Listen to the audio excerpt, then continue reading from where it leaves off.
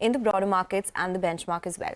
Let's move on now. Adani Group unveiled the country's first ammunition missile manufacturing complex in Uttar Pradesh with a likely investment of 1,500 crore rupees.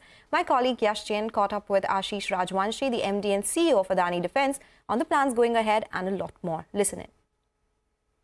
India has been spending $75 billion annually in the defense, of which $25 billion goes into new capex. It's very important that our Indian armed forces actually get best of equipment when the $25 billion is being spent. And if you just start multiplying some of these numbers, we're talking about a $300 billion opportunity over the next 10 years. So both in terms of the purpose and the business, both exist simultaneously. As far as manufacturing is concerned, you'll have an obligation to satisfy the Indian requirement first before you sort of look at exports.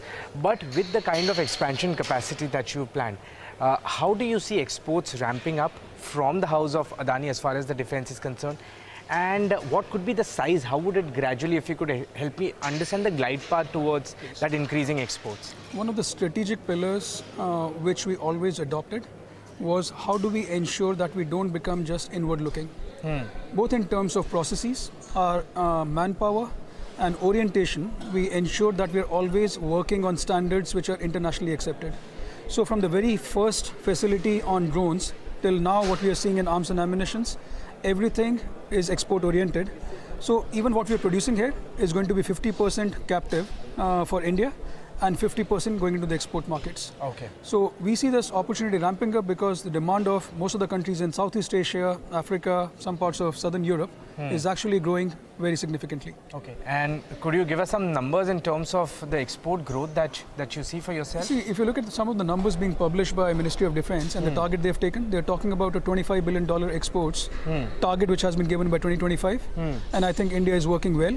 Okay. So at this point, what the number is, I'm not sure, but I think we are already crossing 10,000 crores as a country. As far as the defense vertical is concerned, Adani Defence and Aerospace, under what listed entity would it fall under as far as that corporate structure is concerned?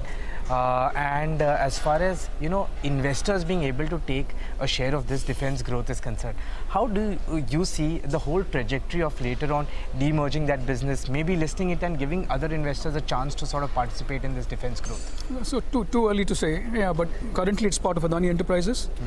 This is the incubator model which Adani has always adopted. So all our new businesses start in Adani Enterprises, and when they reach a substantial size, scale, and align to the shareholders' requirement, that's when we try to demerge and make it independent. Okay. So do we want to do it in the immediate future? Answer is no.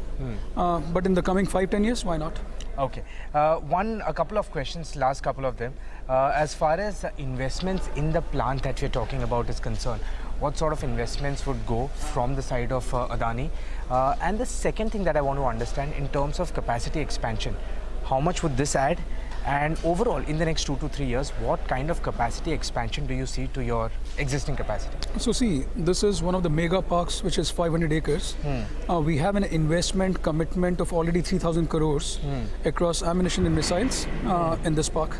Since we're starting with 150 million rounds, which is roughly 20% of India's requirement, we are almost planning to double this capacity in small caliber. Within 12 months' time, we are planning to bring in 150,000 rounds of 155 mm artillery and 5 million rounds of medium caliber 23, 30, 40 by 2026. What kind of different segments also are you available with your different plans put together today? As far as heavy or the bigger segments of defense area is concerned, what looks more attractive to you? See, what's important is it's not about large versus small in terms of the size what you see. It's about the technological breakthrough. So the focus is moving a lot more from big structures to smaller technologies and the smarter technologies.